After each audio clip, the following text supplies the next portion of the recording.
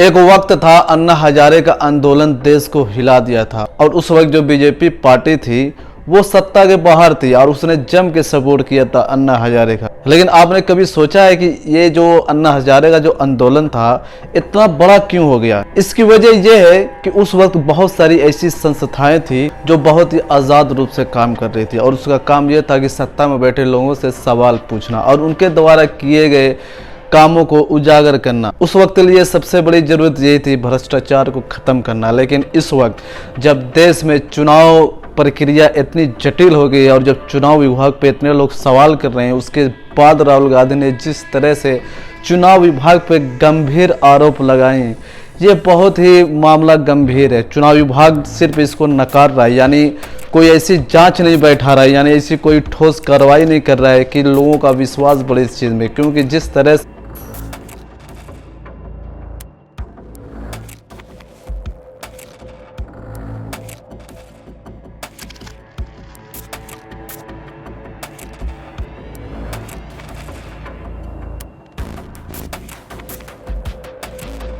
उसके बावजूद चुनाव विभाग तत्समस नहीं हो रहा है और वो सिर्फ राहुल गांधी की बातों को नकार रहा है। चुनाव विभाग हमेशा कहता था कि क्या सबूत है उनके पास, क्या सबूत है उनके पास। आखिर उन्होंने सबूत दे दिया है चोरी का।